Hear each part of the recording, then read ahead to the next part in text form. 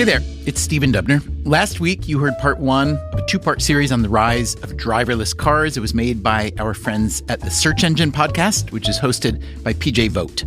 If you've never listened to Search Engine before, I would suggest you also check out their episodes on peptides and Anthropic. You can find them on any podcast app. And now here's part two of the Search Engine series on driverless cars. As always, thanks for listening.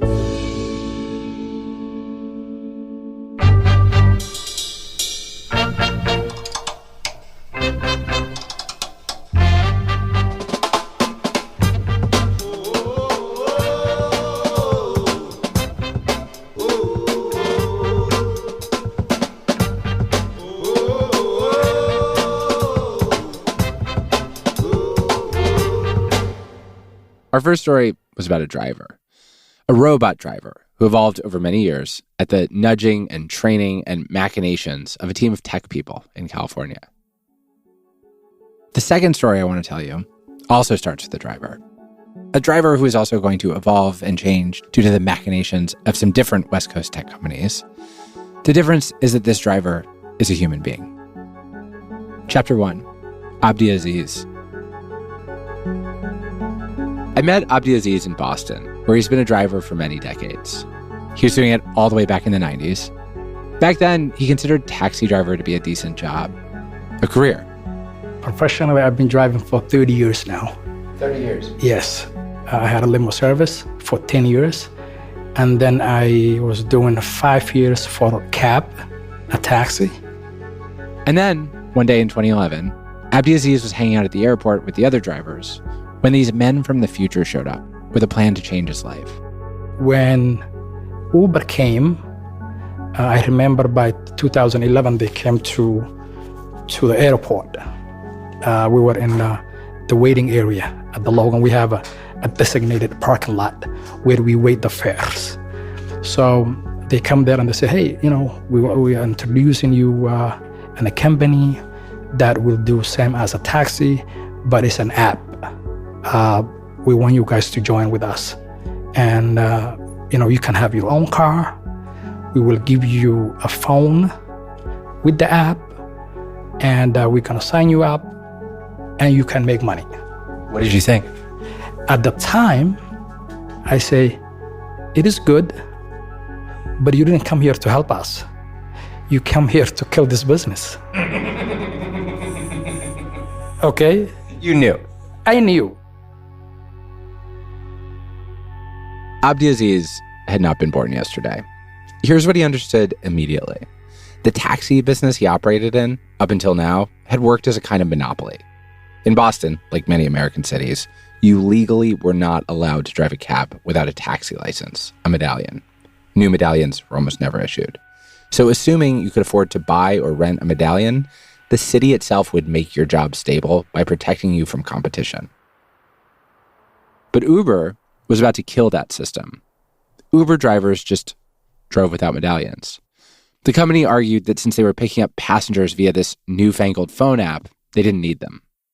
Abdiaziz knew that this was going to kill the industry, at least as it currently existed. Taxi driver would still be a job, but medallion-owning taxi driver would not be. A wave was coming. He knew what he had to do. And so he told his fellow taxi drivers his strategy for dealing with Uber, the company that had come to kill their industry. I told them, listen, I'm going to join them. I said, I see where they're going. I read a lot of articles about them. They started from San Francisco. They went to Chicago. I say, they are expanding. So we can't stop this beat. We cannot stop Uber. So Abdiaziz found himself working for Uber. He says someone at the company handed him his new marching orders. We're going to give you a laptop. We're going to give you 200 phones each week. So we want you to give these phones to the drivers that you hire, but we want you to set it up. They need to bring their driver license. They need to bring their social security, and you sign them up.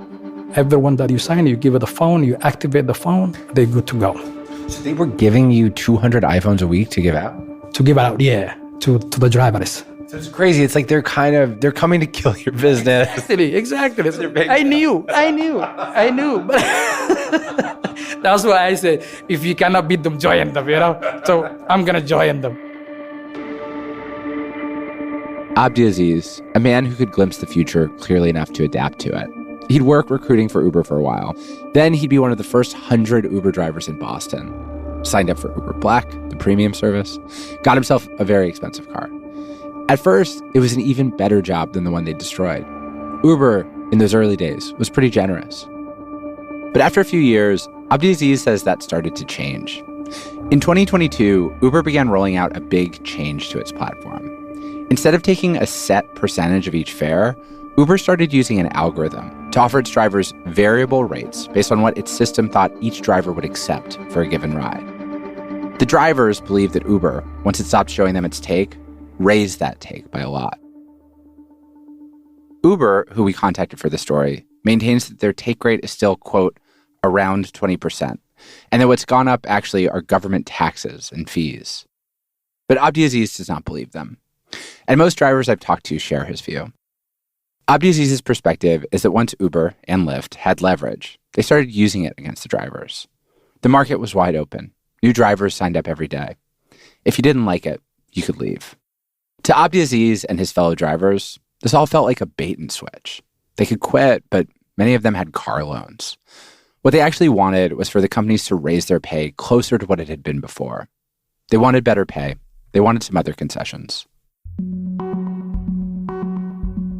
Some of the drivers started thinking about whether there might be some way to exercise power over the apps. They started talking about a union. And so Abdiaziz found himself, once again, a recruiter for a disruptive new organization. So when we started, we were like 400 drivers, and we joined the union. So you were early on Uber, you were early in the union. Exactly. Because I've been in the industry for, quite a while, 30 years. I know what is going on. It's my profession, Yeah. So, and the union, they say, okay, call all the drivers, let us unite, and then we're going to go to the state. And did it feel a little bit like when Uber was having you sign people up and then the union's having you sign people up, did it feel similar, like going around, like explaining something to people, telling them what the benefits? Absolutely, exactly. Because you see, a lot of drivers, they don't know nothing about union. Things were looking promising. They got a big ballot initiative in front of Massachusetts voters that gave them the right to even try to unionize. They were collecting signatures. But then, during this still fledgling moment in their union drive, a different tech company appeared on the horizon. Do you remember the first time you heard about Waymo? The Waymo, the first time I heard was back in 2022. I heard in San Francisco that they are doing testing. And what did you think? I say, okay, I'm not against technology. I welcome any technology, same as Uber when they come to business. But I knew where they're heading to. You see, when Uber came, their aim was to kill taxi business. Now Waymo is to kill the drivers. How you understand a story, what you feel as you hear it, it's so much about where the teller chooses to start it. The driverless car, in the story I'd heard, had begun as a contest among academics who were not primarily driven by profit. Some of them had genuinely wanted to solve the problem of car accidents. Others thought that making a robot drive across a desert was just a very cool puzzle to put their minds to. Those experiments had been sharpened into a technological product inside the cushy bubble of an enormously wealthy tech company, who now had sent mapping cars to Abdiaziz's city, the first step to deployment there. When Uber had come to town, Abdiaziz had thought, if you can't beat him, join him. Now Waymo is here, and he saw no way to join them. So he had to find a way to beat them. Fortunately for Abdiaziz, he's in Boston. For the record, my name is Sharon Durkin, District 8 City Councilor, and I'm the chair of the Boston City Council Committee on Planning, Development, and Transportation. Chapter 2, Today is July 24th. Uniontown. Time is 10:01 a.m. Boston city councilors began meeting last summer to discuss preemptively banning Waymo from their city. The first meeting took place in July inside Boston City Hall, a room resplendent in many hues of municipal brown. The stated agenda for the hearing, docket 1141, sounded neutral to the point of boring. order for a hearing to evaluate autonomous vehicle operations in the city of Boston. Today, the goals for today's hearing is to gather information, hear from stakeholders, and better understand the regulatory landscape. We must explore... Despite this very dry description, what was actually going to happen would be significantly more raucous. These hearings started out with the flavor and intensity of a political rally. People wanted to find a way to stop these cars, and this would be the room where they laid out the case as to why. It'd be the beginning of the fight.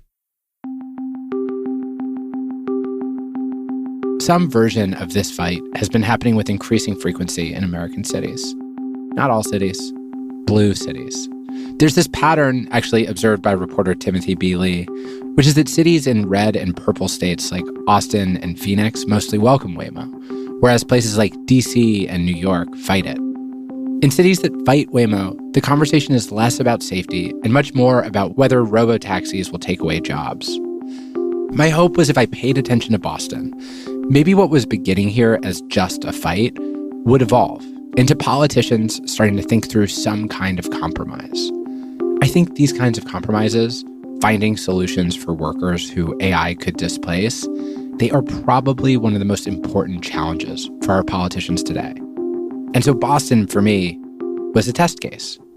Are we capable? Were our politics ready? So here's how things began. Bostonians were here today to talk about something contentious, jobs, but they started with the one thing everybody could probably agree on. Boston's streets, the battleground here, were barely fit for human driving, let alone Waymo. Boston is one of the oldest major cities in the country, with narrow one-way streets, alleys, and the lack of a traditional grid system. It's really, really difficult to drive. You look at the map, it looks like a child's drawing, you know? We also have issues with double-parked cars, ride-shares, delivery vehicles. After lambasting Boston streets a while longer, the people here get to the issue that'll actually dominate these hearings. Jobs. In particular, union jobs. We need to address potential layoffs for our union drivers with the introduction of self-driving cars. I think it's important that, we listen when we hear Teamsters and the Carmen Union, SEIU, and countless residents who feel blindsided by this. The app drivers union, Abdiaziz's union, were the stars of the hearing today. I'm a proud member of ADU, App Drivers Union, and I'm here to ask you to protect our local jobs. Rideshare drivers just won the right to unionize and to fight for better wages and conditions. Robot cars threaten all of this progress. Abdiaziz would show up too at a later hearing. I understand it is a business, it is capitalism, but not in my city at the expense of our jobs. Thank you. The app drivers were not officially a union yet. Technically, they were still in the process of forming. But the threat from Waymo seemed so dire that this larger coalition had been created that included a bunch of historic unions. It was called Labor United Against Waymo. Every drivers' union in Boston uniting to try to kill Waymo here. At the tip of the spear, the Teamsters. Nationally, Teamsters are the largest union of drivers in America, 1.4 million members. Boston's one of their biggest strongholds. This is the union that started out as workers driving teams of horses, but evolved to represent workers who drive cars and trucks, and these days represents lots and lots of blue-collar union jobs. Boston's a union town. Everybody said this to me, over and over, in the same quick, matter-of-fact way that people where I'm from say New York's expensive. The way you toss off a truth so obvious it's barely worth repeating, but which you have to repeat all the time because it informs everything, always. The Teamsters and the politicians just kept repeating it. Boston's a union town. Boston is a union town, and you hear the perfectly where our city, we're a proud union city. We're proud of our workers. We're proud of Boston is a union town. We're not any of those other cities. So Right, we're a union city here in the city of Boston. We want to protect. And watching the hearings, I could see part of what was so beautiful about Boston being a union town. As driver after driver testified about their jobs, there's just something moving, to me anyway, about watching people talk about the dignity and importance of human work. A few days ago, while on my route, I spotted a man collapse on the ground. He was unconscious and unresponsive, and it became clear that he had overdosed. I stayed with him, flagged down a homeowner who called 911. When the first responder arrived, they administered Narcan. Had I not seen him and acted quickly, he may have died. To me, a person, to Waymo, an obstacle to avoid. You had union members who drove UPS trucks, ambulances, And while these Teamsters were not immediately under threat from Waymo's robo-taxi service, they knew that driverless technology was not going to stop there. We see the writing on the wall. We know that driverless car and truck companies are salivating at the idea that they could eliminate Teamster jobs.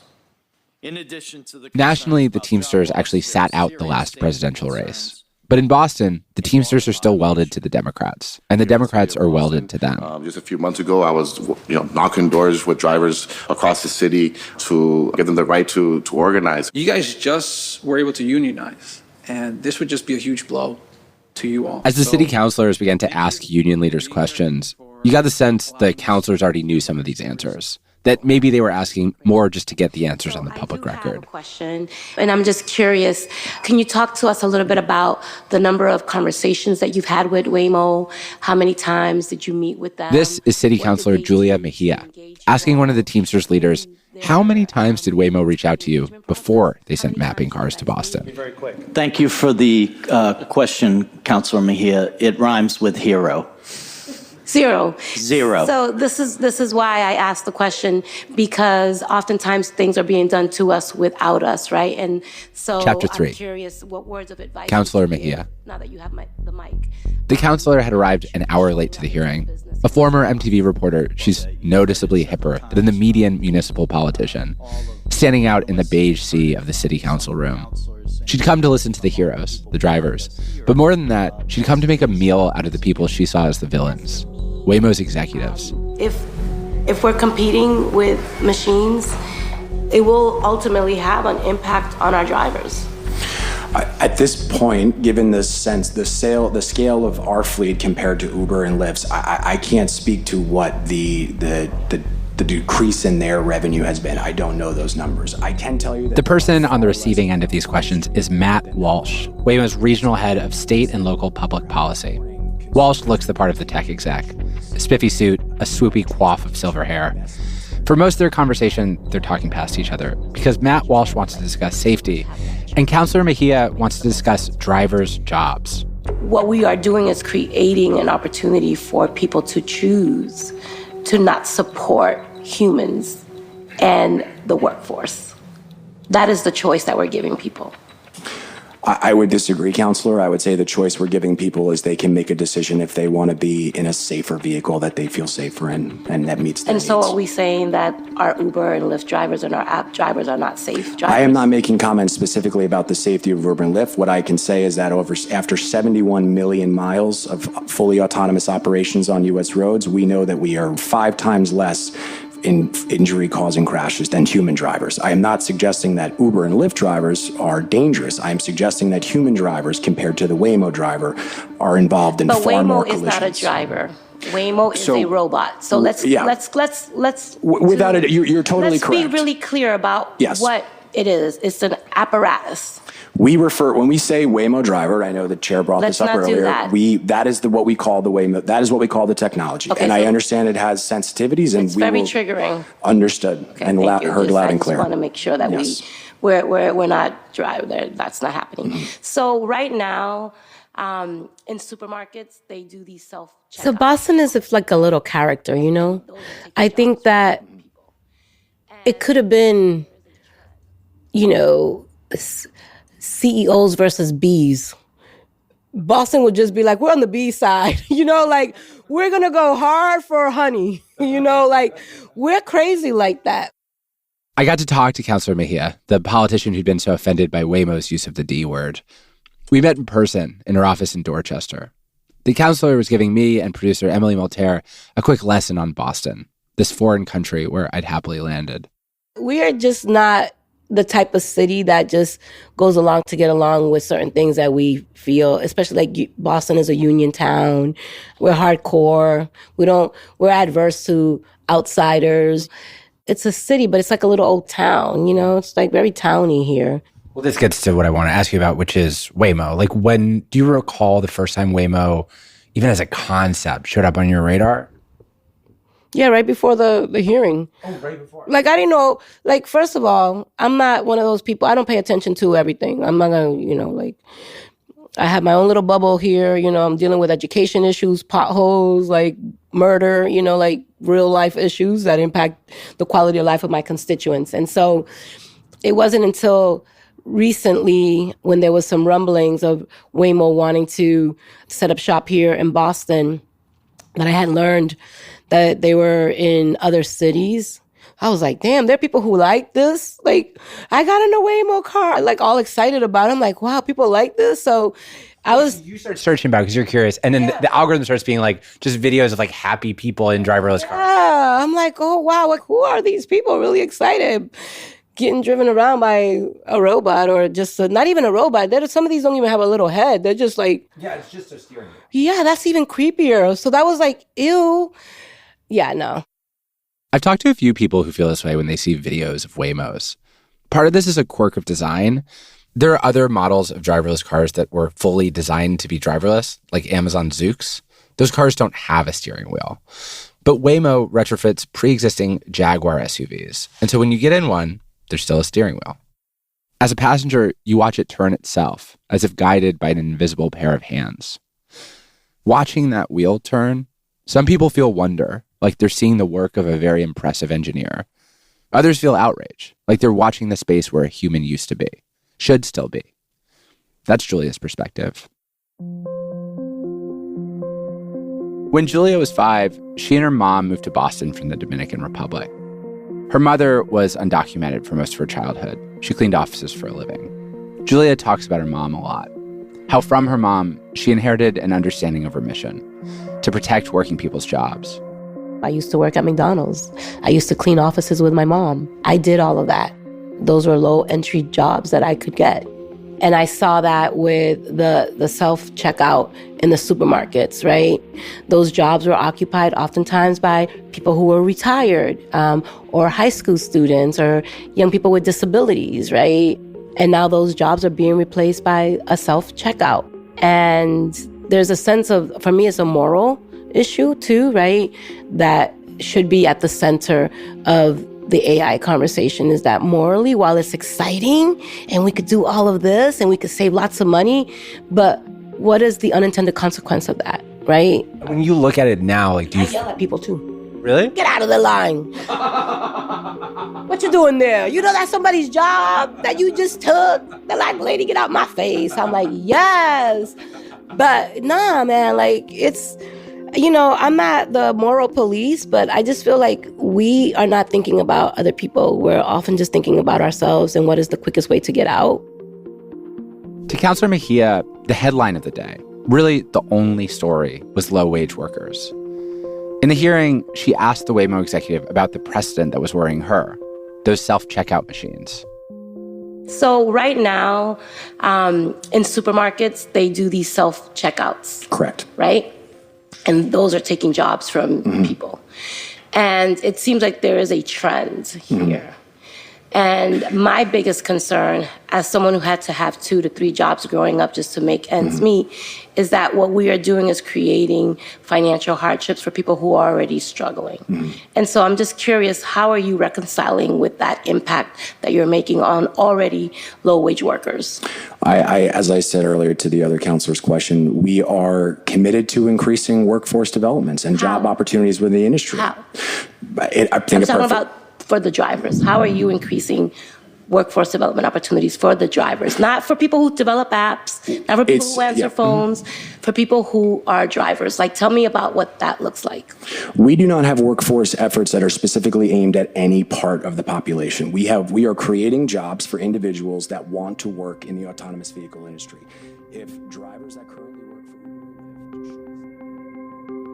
for... How you understand a story, in part, has to do with who you hear it from.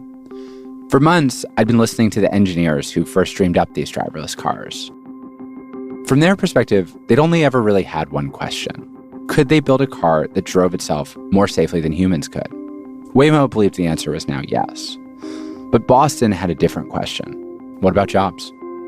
I did speak to Waymo's Northeast policy manager, Anthony Perez, who said he didn't want to be disingenuous. He expected over time there would be what he called transition for app drivers, but that it wasn't a one-to-one displacement. He said Waymo would also create jobs, cleaning the cars, maintaining the sensors, repairing the vehicles. The estimate he pointed me to said every 5 robotaxis might create 1 job. But he was also careful to say that it was just very hard to predict the future. Different cities would be different. He wasn't trying to be evasive, he explained. He was trying to be honest about real uncertainty. But in the hearing that day, as Councilor Mejia pressed Waymo's Matt Walsh to describe exactly what jobs his company could provide the existing Uber and Lyft drivers, Matt Walsh came up short. If drivers that currently work for Uber or Lyft should decide that they want to work in the autonomous vehicle industry, there will be opportunities for them to do so. And what would their job title be? I'm not going to sit here and sort to speculate what their job opportunities will be. Let's just come to terms with the fact that we are creating a hostile environment for our hardworking people who are no longer going to have work. I appreciate the question. I forget the guy's name, but he just felt a little bit arrogant. And I felt like, you know what, even after everybody spoke, there should have been a little bit more humility and humanity in his understanding of why people were so adverse to the idea of losing their jobs. Like, he could have won me over a little bit if he gave me a little bit more heart, and he didn't. You really think he could have won you over? No. I'm just joking. No. Nobody could win me over. Part of the issue, Matt Walsh was an outsider. Worse, an outsider from a tech company worth $126 billion. The logic of Boston politics said that nobody in this room had to listen to him. He was here in his role as a well-compensated piñata. I understood that. At the same time, if Waymo was right, if its driver was 80% safer than a human one, that meant there would be preventable car accidents in Boston in the years to come. Accidents caused by human drivers making human mistakes. We lose our tempers. We check our phones. We think about other things while driving. We don't mean to, but we do. And sometimes that means we hurt other people. The people we hurt would not be voting in the Democratic primary a week after this hearing, but I thought they deserved to have more of a place in the conversation than they'd had so far. Emily Malter, my colleague who'd been observing the interview in Councilor Mejia's office, at one point she chimed in. I feel like for me, in learning about this technology, I was very skeptical about the safety of it. And I mean, I've known people who have died in car crashes. I know someone who died in the backseat of an Uber. I don't think it was the Uber driver's fault. But I feel like as I learned more about the technology, I did take seriously the idea that there could be something safer about Waymo technology. Is that something that you're curious about? No. I'm not curious about that in any kind of way, because when I think about safety, and let's just give you the example of the car accident, I don't see someone instinctually coming out of the car to get someone out.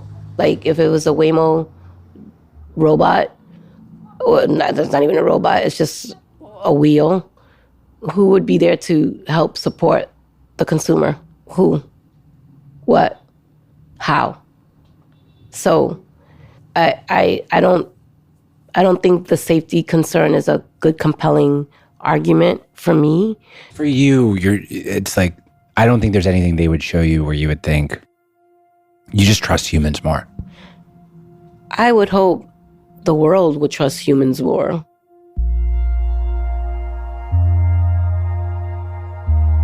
Councilor Mejia told us when she left that first hearing, she was pretty sure her side had won. The unions, the app drivers had made their case against the robots. The Waymo executives had clearly been outmatched. The thing was, though, Councilor Mejia had missed something. There'd been one person whose testimony she just hadn't heard, someone who would speak for 2 brief minutes and who would begin to change the entire conversation in Boston. After a short break, Carl.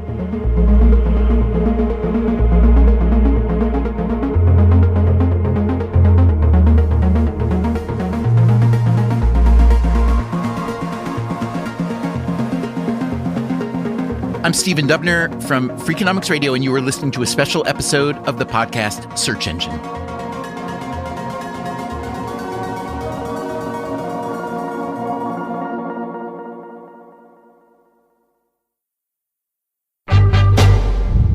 Hey there, it's Stephen Dubner, and we are back with our friends from Search Engine. Here is host PJ Vogt. Welcome back to the show.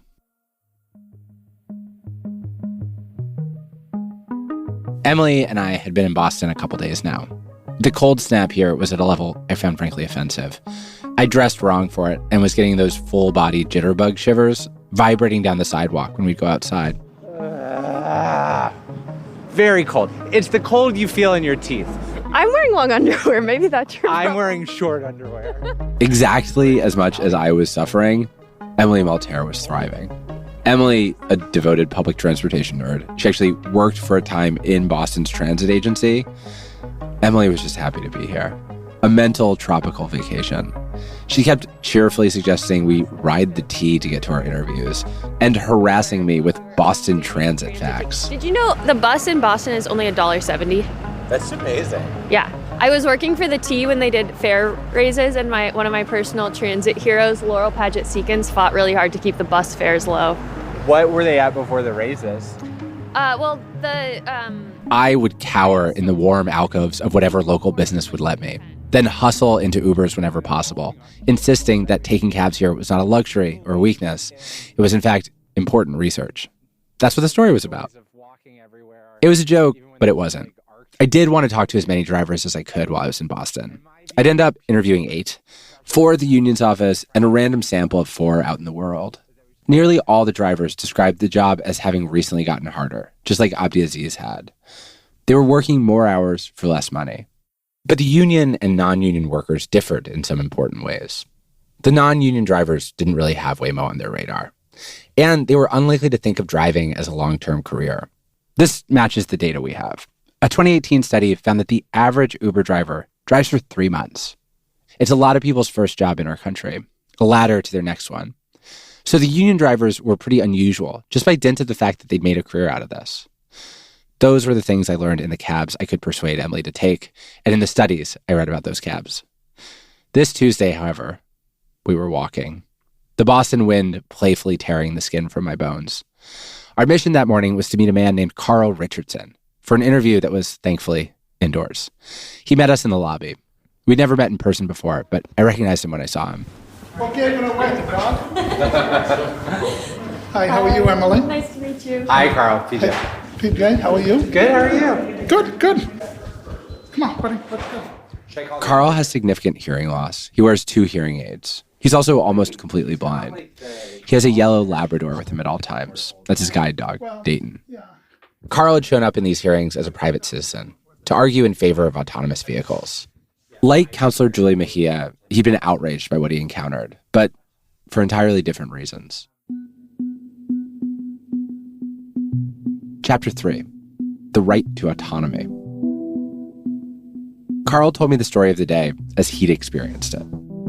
First of all, when I walked across City Hall Plaza, you could hear protests and rallies, union protests and rallies. To driverless cars, and yes, to human beings. Power! Union! Power! Union! Power! When I say justice! Then I walked in, and I got there about an hour early on purpose so I could sign on the piece of paper, and I had my intern with me.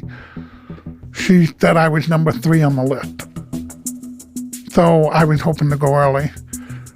We got there. I think they were probably, let's see, the Food and Restaurant Union was there, the App Drivers Union was there, the SEIU Union was there, the Teamster Union was there. I remember the Ambulance Driver Union being there. So the disability community was far outnumbered, and I will even tell you that a handful of disabled people left. They were so discouraged based on what they were hearing. They didn't even want to testify. Why? What did they find specifically discouraging? I think that they felt like that the city councilors had already made up their mind. And I think they heard anger in the room. So some of the people didn't stay. I felt outnumbered, but I still felt like I had an important story to tell. Carl, in the room that day, kept waiting to speak. He had expected that because of his early sign-up, he'd be one of the first speakers. Instead, he waited nearly the entire 4 hours. For some reason, they'd slotted him almost at the very end. Here, Carl Richardson, you have 2 minutes. Nice to see you. Yeah, hi, my name is Carl Richardson. I am the Massachusetts State House ADA coordinator and also an advisory board member for Mayor. You see Carl. He's wearing a light blue button-up and a tie. We've heard a lot about the impact on the union and the drivers and the workforce. Let's talk about the communities I think it would impact in favor of. Not only people with physical disabilities like myself, but people with mental health. And by the time I testified, I threw out my written prepared remarks, and I just winged it.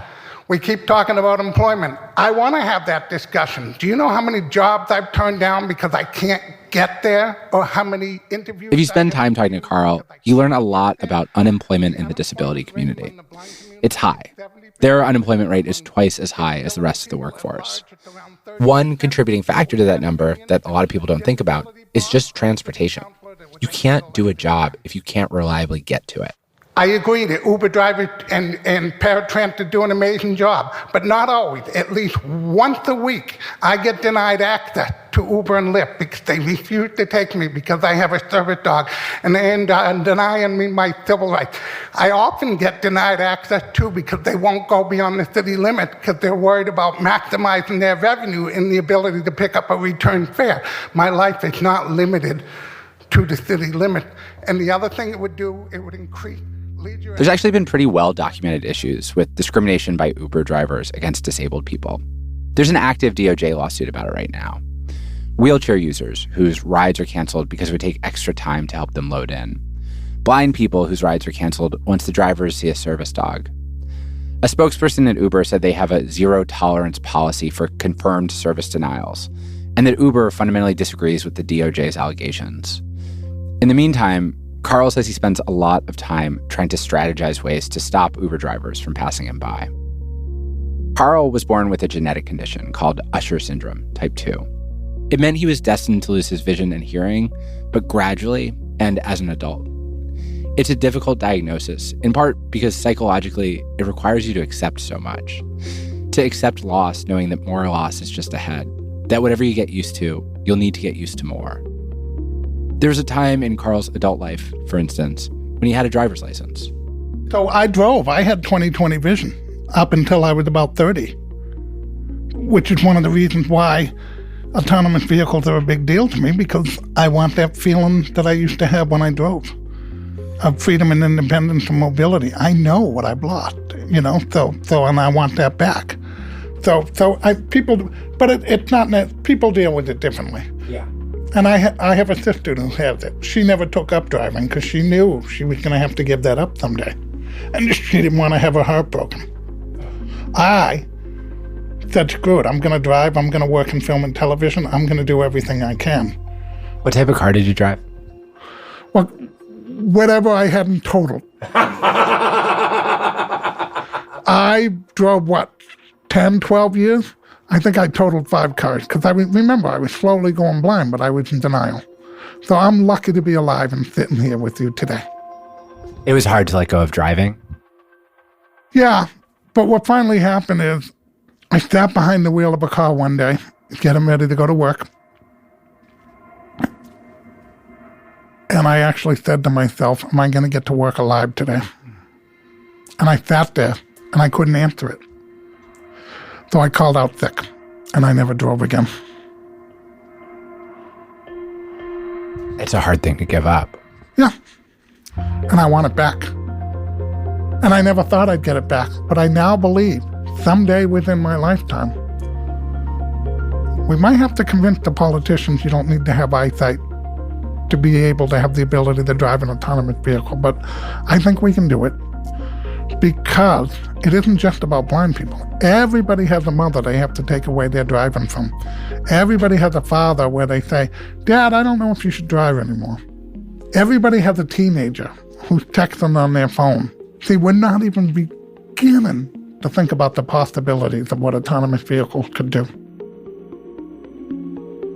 The other reason I don't want to ban autonomous vehicles in the city of Boston is because I think eventually it'll lead to personal ownership.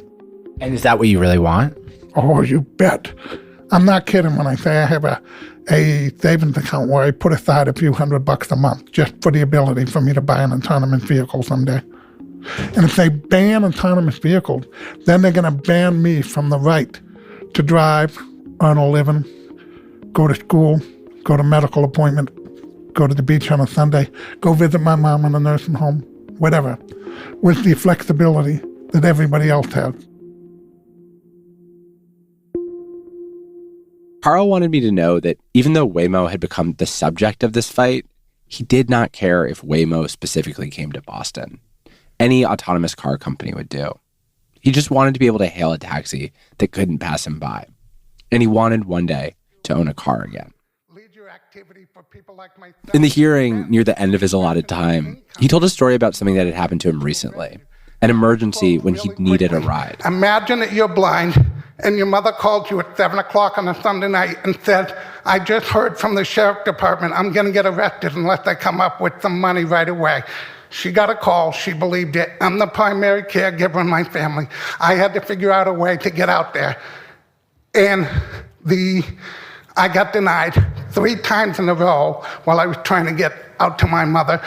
Public transportation was an option because it was late on a Sunday night. All I wanted the ability was to be able to go home to my mom and say, you're okay, and I love you. And that would be the positive impact of autonomous vehicles. So yeah, definitely think about the human component and the people component, but think about it for the whole community at large, not just the union. Thank you. Thank you so much, Carl. How do you think the politicians in the room saw you? Well, I don't think they were there to hear my speech. The only one that was there to hear was the chair of their hearing. Your testimony. I'm here alone now, so I think it's time to adjourn the hearing. All the other city councilors had left before Carl's testimony. Many of them had announced in the hearing that they had to go attend a different Teamsters event, a strike by the sanitation workers. Boston's a union town. Docket 1141 is adjourned. At that hearing, I didn't feel like the disability voice or perspective was heard. And it was then that I decided I was going to go back and bring even more people with me to the second hearing. The second hearing. In July, 2 city councilors had unveiled a fairly bold anti-Waymo ordinance. The ordinance decreed that any driverless car in Boston had to have a human driver in the driver's seat at all times, and called for a feasibility study of the tech, which would include organized labor, but not the disability community. If passed, functionally, this would be a ban. The plan was to vote on the ordinance after the second hearing, which would take place in October. The driverless car in Boston was on trial.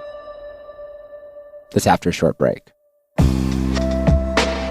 I'm Stephen Dubner from Freakonomics Radio. You're listening to part 2 of a series on driverless cars from our friends at the podcast Search Engine. We'll be right back.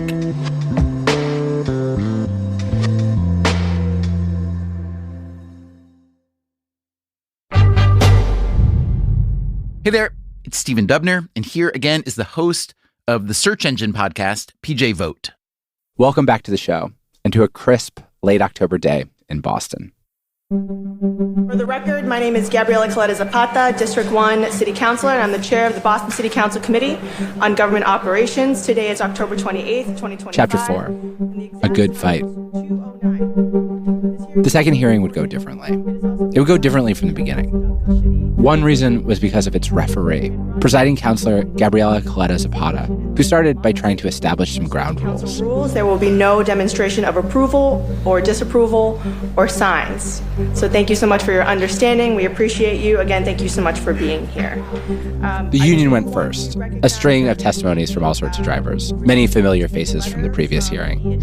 And of course, Councilor Julia Mejia was here, dressed today in a jaunty black beret and black glasses. I'm still in shock that I have to even have this conversation, that here we are in this day and age trying to defend ourselves from robots taking over our jobs, right? And right here, this is the first line of defense, because first they come for the poor jobs, right? First, I'm always ready for a good fight, so I walked in ready. I'm like, this is 1-2 punch, I'm gonna take them all out this time, you know? Dejándole demostrar que la ciudad de Boston. Councilor Mejia in Spanish says they start by attacking the poorest, but from there, they keep picking us off. That the city of Boston is not gonna let anyone take away the income of its people. No clap, clapping. I want no problems con esta gente aquí. Please, no clapping. Por favor, no problema, please. The chair of that hearing made it very clear. We're going to listen to everybody. We're going to take it in the order of testimony. Everybody's going to get 3 minutes. There are going to be no outbursts. They control the hearing much better. Your testimony and your contributions. We're going to transition because we do have a long list to public testimony. So thank you. Thank you so much. After the union had spoken, everyone else who put their names on the list got their chance to talk. So in closing, if you do a study, look at not only how it would negatively impact people, but look how it would positively impact people. Because to me, autonomous vehicles is not a dystopian future. There's a second side of the story. It's a legitimate side of the story. And I felt like I wasn't going to be alone because I had a lot of people with disabilities in the room with me that day. That there must be more accessible, affordable, and reliable transportation. Carl had done his version of what the unions had done so well in the first round. He summoned his own coalition. Hello, my name is Stephen Urardi from the... These were people from Best Buddies, an organization for people with intellectual disabilities. They were citizens from Boston's blind community. As a legally blind guide dog user in Boston, I have fewer transportation options than I did 10 years ago.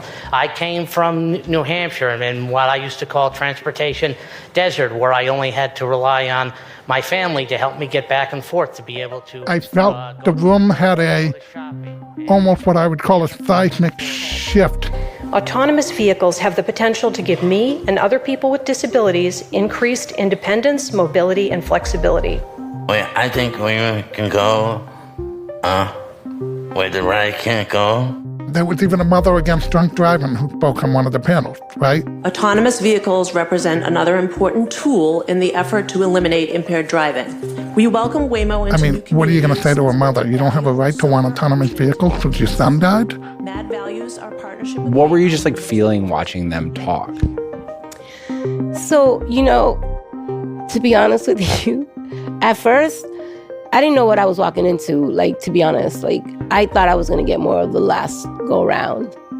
But the second hearing, they were more strategic. And when I started hearing from some of the disability community members, I also felt like it was very, scripted. And I, having worked in this space, understand how you set up all of your advocates to all be on the same message. So I felt like, they're all saying the same thing. I've seen this action. Thank you, Madam Chair. And I want to first start off by thanking the public testimony. I think to my colleague's earlier point, it's so important. So Councilor Mejia, who says what she thinks, told the room that what she thought she'd just seen was a show put on by Waymo. To benefit from that are not the people that we're trying to serve or the people that we're trying to protect. So I just want to name that. That was very poor taste, in my personal humble opinion. While I think it's important for us to get that on the record, I think what it did is provide... I think the words you used in the hearing is that you said you felt like it was in poor taste. Well, I really did say poor taste? Yeah. I did. Oh my God. Everybody needs therapy after they get done with my hearings. Lord have mercy. So, yeah, I do believe that they are utilizing the disability community to their advantage. And you don't do that to people. It's wrong. Period. I don't know how to ask this question. It's slightly delicate, but also I'm go for it. If I don't want to answer it, I'll take it. I think I'm not worried about it.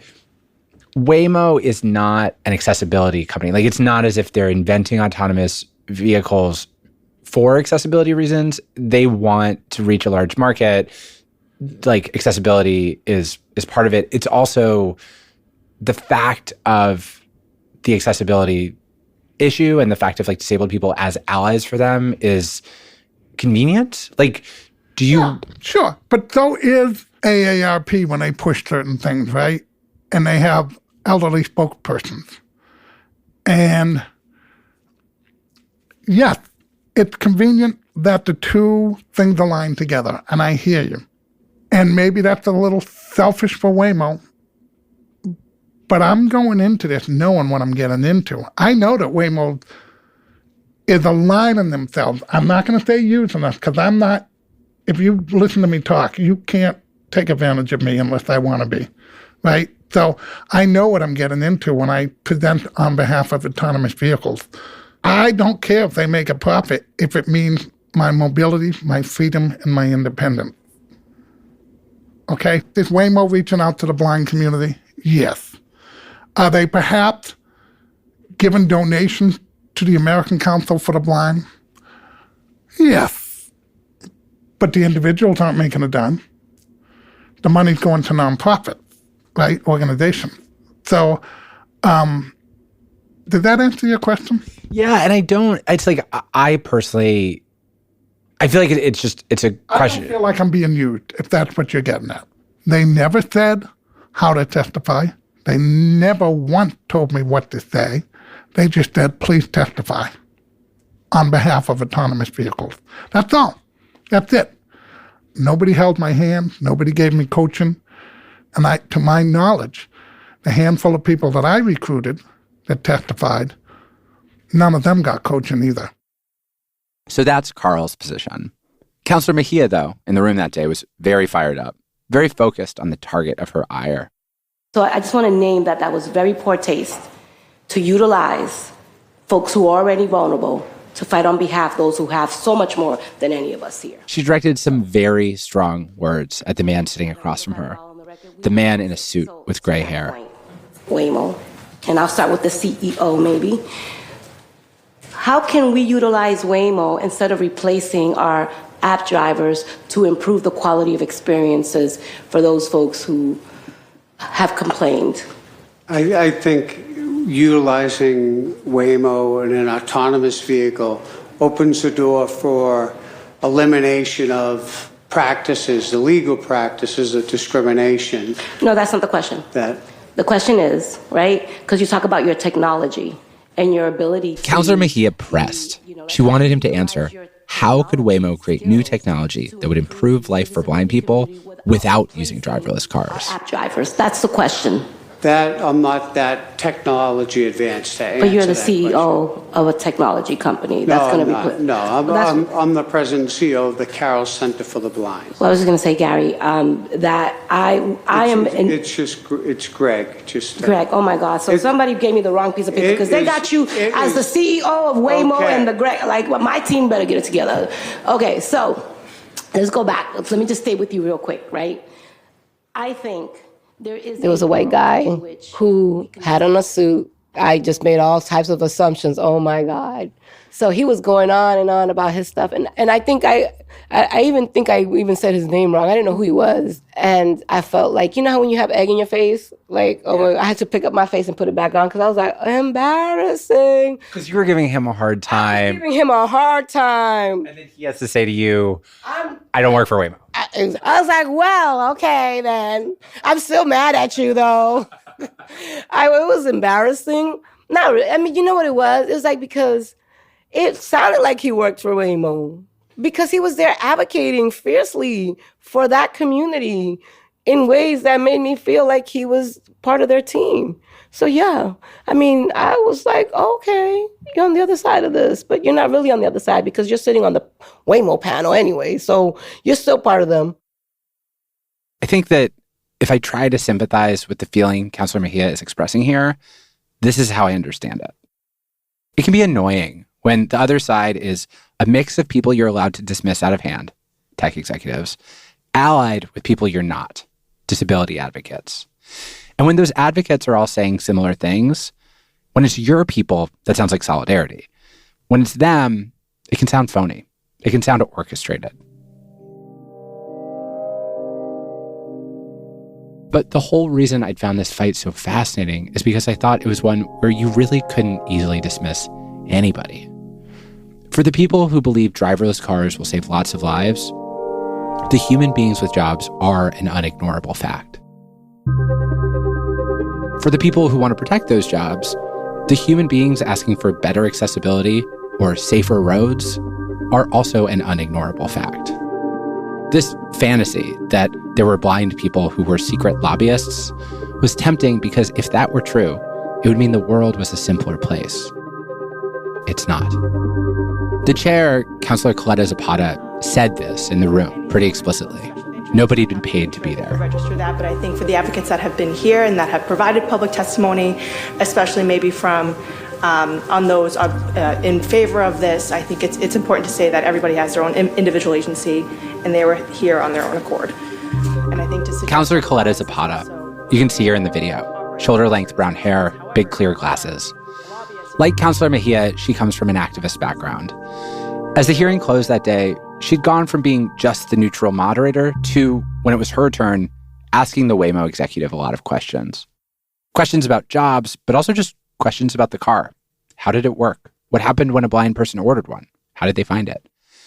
She seemed to be using the hearing to try to get information, which is how I'd been trying to use the hearing. And I wondered if her experience as a participant had been at all like mine as an observer. Can I just tell you, and I don't know if this is a question or just like a statement, when I was watching the hearings, the thing that was annoying to me was like, I felt like on Waymo's side, they were unwilling to engage with the reality of job loss. But on the app drivers union side, I found myself being annoyed because I didn't see them engaging with the question of safety. The idea that these cars could prevent death or that they could be good for disabled people. It was like neither side wanted to, they just kept skipping what to me felt like the core trade-offs here when you talk about this could be really good or this could be really bad. Yeah, I saw that too. And it's my job, it's all of our jobs as folks that are trying to be thoughtful and take a comprehensive approach to listen to every side. And that will require a lot of compromise and a lot of consensus. But I think that that's good policymaking. What do you feel like you need? Like if you had a magic wand to just get exactly the information you want to have to be able to make a decision about whether autonomous vehicles are right for Boston, what's the data you'd want to see? I love the magic wand question because it always talks about like the possibility of getting to a place where everybody's happy, which I don't think is ever going to happen. But I would be happy to get more data of if I had a magic wand, how many folks would this employ? How many folks would ultimately lose their job? What would be the exact number of potential crashes or safety incidences on behalf of Waymo, and how does that stack up to the existing safety and traffic instances that are already happening in the city of Boston? There's a lot. There's a lot. And yeah, how much money is Waymo going to make off of this? Because I think that's a central question to, okay, is one company is going to benefit, and then there could be potentially hundreds of workers that are out of a job, and what that means for our local economy. And so it behooves us as legislators to ask these difficult questions and to challenge not just these major corporations, but challenge labor unions and to challenge advocacy organizations and to try not to get motivated by our passions. This was the only time in Boston I really heard anyone say this, that to get to a good answer, every single side would need to be challenged. That finding a solution would mean refusing to offer any group blanket deference. I'd now heard the 20-year story of these cars, I'd read the safety data, and I'd done my best in Boston to just listen. In general, I wasn't very satisfied with what I'd heard, but I appreciated Councilor Coletta Zapata's prescription, that everyone try to calm their passions, to ask good questions. And Councilor Mejia, for her part, said that she would like to bring all stakeholders to the table, including disability activists. Emily and I left Boston. As we zipped down I-95 in a human-driven car, talking about what we'd seen, here's where things stood back in Beantown. At the end of the second hearing, the city council had chosen not to vote on the ordinance, the functional Waymo ban that many of the councilors had spent 8 hours speaking in full-throated support of. It seemed possible they'd noticed that passing an ordinance that so thoroughly excluded the disability community was not politically wise. The decision on Waymo now seems to be moving to the state level. There, we now have competing bills. One that would approve driverless cars, the other that would require a human being behind the wheel at all times, essentially a ban. Driving home, I had a realization about what we'd seen there. Emily and I had sat for days with different people who all believed they'd glimpsed a vision of the future. Abdi Aziz had a vision of Waymo finishing what Uber had started, taking the market for itself. Carl had a vision of a future where he drove again, to the beach with his wife. Councilor Mejia had an ominous vision, where her neighborhood was empty, the people all replaced by machines. Everybody was here in the present, fighting for, fighting against, a movie playing in their minds. Here's the vision I see. I started to glimpse it in a conversation with reporter Timothy B. Lee, We were talking about the future. He was describing his vision of how things were about to change. He pointed out how today, if a robot driver makes a mistake, footage goes viral online. But someday soon, he imagines we'll be in a situation where the clips that go viral will be of human beings doing the kinds of things on the road that today we just tolerate. Like, can you believe this maniac is still allowed to drive? I do think that society's tolerance for bad driving is going to go down. So there's been this trend over the last few decades where the amount of training you need as a teenager to get a driver's license has been going up. I think that'll continue to go up. And if somebody's caught drunk driving, we're pretty reluctant to take the driver's license away because their livelihood might depend on it. But once driverless taxis are cheap, or once you can buy a driverless vehicle, a judge might be much more comfortable saying, like, the penalty for your first instance of drunk driving is a lifetime ban on driving a car. Like, you can have a driverless car that takes you wherever you want, but you just can't get behind the wheel.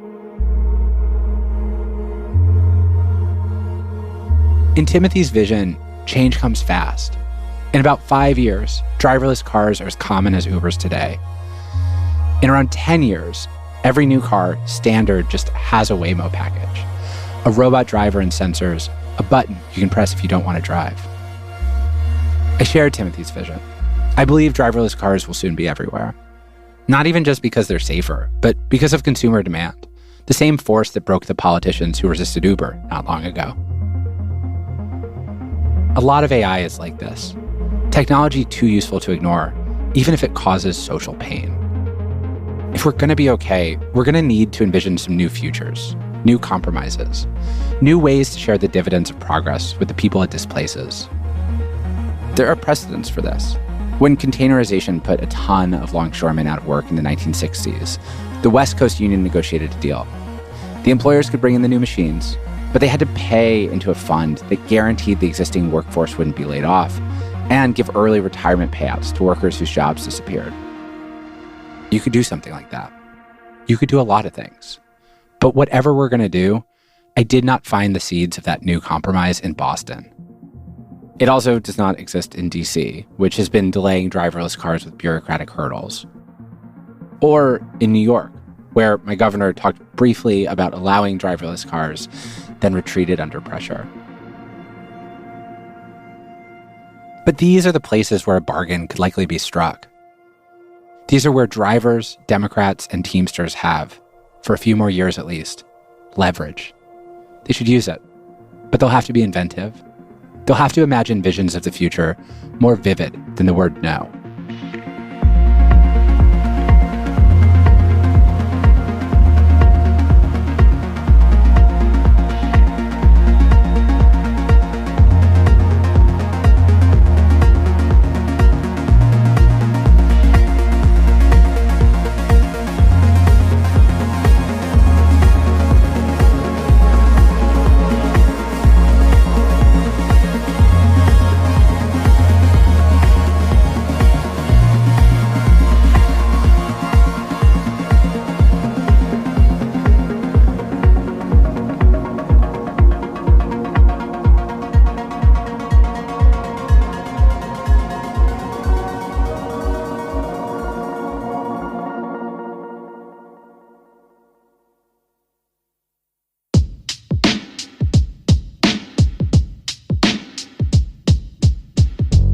That, again, was PJ Vogt and a special two-part feed drop from the Search Engine podcast. Let us know what you think. Our email is radio@freakonomics.com. You can also leave a comment on your favorite podcast app. Big thanks to PJ and his team for sharing this series with us. You can find the Search Engine podcast on your favorite podcast app also. Coming up next time on the show, until all cars are autonomous cars, we humans are still in charge. So we look at a new research paper which finds that driving on certain days is particularly dangerous. And what days am I talking about? Album release days are basically natural experiments. They're moments where millions of people suddenly now have a reason to pick up their phone and interact with it, sometimes while driving. So, do Taylor Swift and Bad Bunny have blood on their hands? That's next time on the show. Until then, take care of yourself. And if you can, someone else too. Freakonomics Radio is produced by Renbud Radio. You can find our entire archive on any podcast app. It's also at Freakonomics.com, where we publish transcripts and show notes. For Search Engine, this episode was produced by Emily Malter. The show was created by PJ Vogt and Shruti Pinamaneni. Garrett Graham is their senior producer.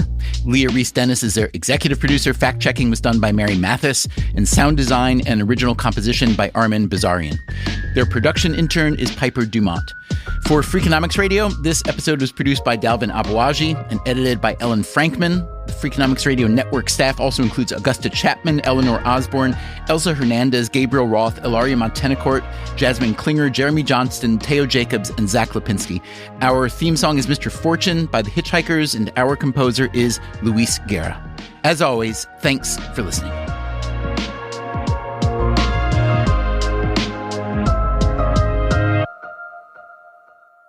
The central neighborhoods of Boston, I think, are like one of the most walkable places in the entire country. I don't even know what walkable means. What does walkable mean? It's like when someone says a book is a page turner.